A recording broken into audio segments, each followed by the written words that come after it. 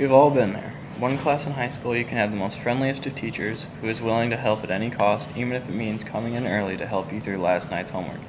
And then the next class, you could have a miserable, cranky, and Scrooge-like miser of a teacher. How can two people of the same profession have a completely different way of doing the same job? In fact, it happens all the time in the real world. If in college, one might notice the difference in friends and dorm mates as well as teachers. Outside of college, different people in the business, construction, management, and so forth all have many unique ways of how about to go their daily lives. The reason is their personality. That, according to psychologists, is what drives a person's needs, wants, and everything in between. It even affects how to go about obtaining these and what they find comfort in going about in their lives. People also notice the difference between themselves and other peers. He or she will have noticed things they like and what they dislike in others and pick and choose from some of their habits. However, are humans willing to change their personality? The answer is found in oneself, and almost all the time the answer is no. After a certain age, people in the phases of life, from adulthood to pre-adulthood, have thrown away the key to change their personality. They lock their personality up in a cage and are not willing to part with it because, well, they like it the way it is. This happens subconsciously, meaning the brain chooses for us. This all comes from how a person was brought up during childhood. Person A may be raised one way and may end up with personality A, and person B will end up with personality B. However, these cases are half the truth. One's personality, say person A, raised under a certain way, may like personality B better and choose to live that way. Different ways of being brought up will lead to different ways of living life and different thoughts and ideas. As a child, the person is a sponge for knowledge and can soak up virtually anything that is learnable. For example, learning 2 different languages at the same time is easier from infancy to about the age of 5 than an adult who has already passed the learning curve and has one natural language to learn another. It is still possible to learn another, but it is a lot more work than it could have been. This is one reason alone why a person's childhood is so important to forming a personality. An adult person's personality is formed during a person's childhood and is thus locked down and unchangeable after a certain age. According to Freud's theories, an adult's personality are predetermined and become locked after childhood. Sigmund Freud developed the idea of the human subconscious, a place where a person's true feelings were held, but because of social circumstances may not be accepted, so the person pushes these thoughts to the back of their mind.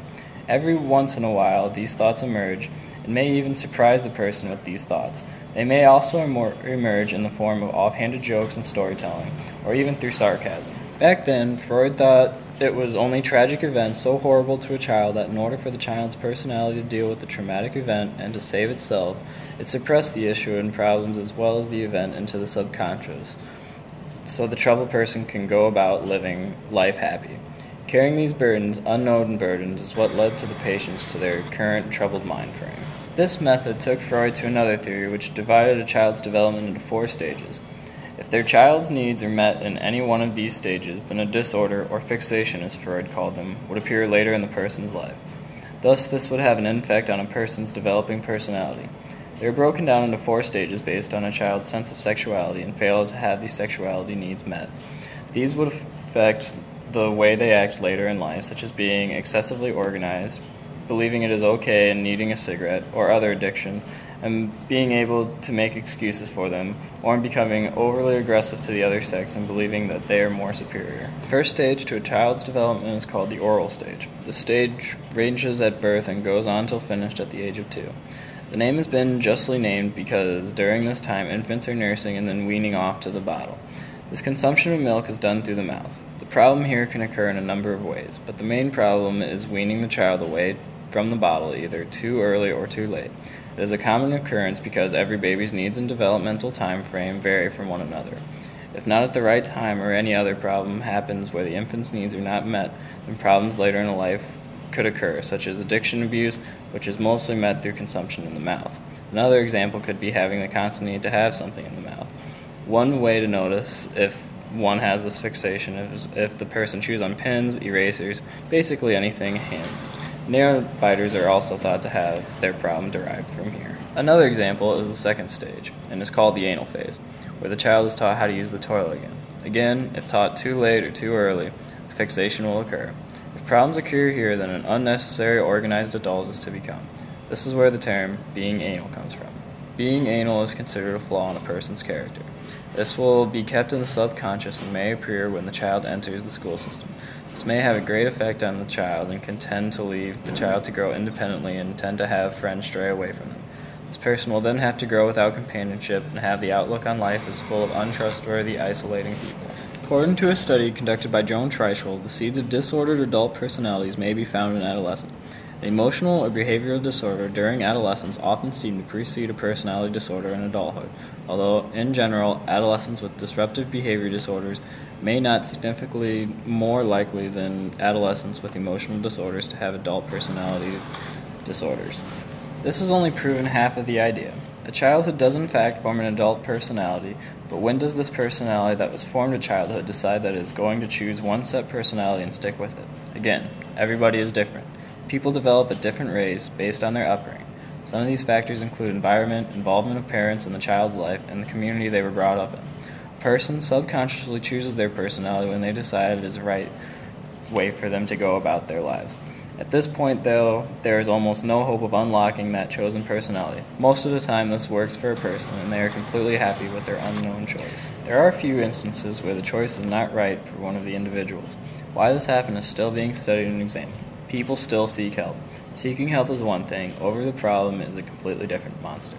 The overwhelming preoccupation with orderliness, perfectionism, and control of their lives and relationships mean that most of the time, treatment is going to be, at best, difficult.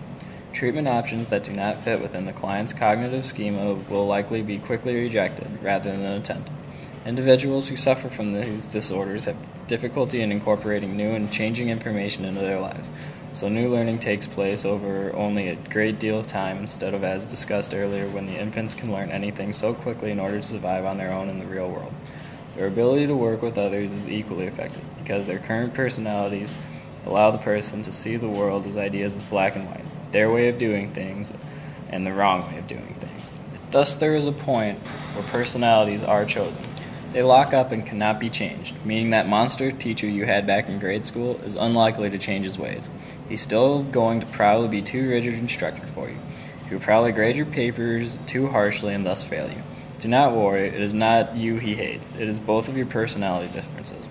This is the same reason the online dating service commercials flood your television screen on a daily basis.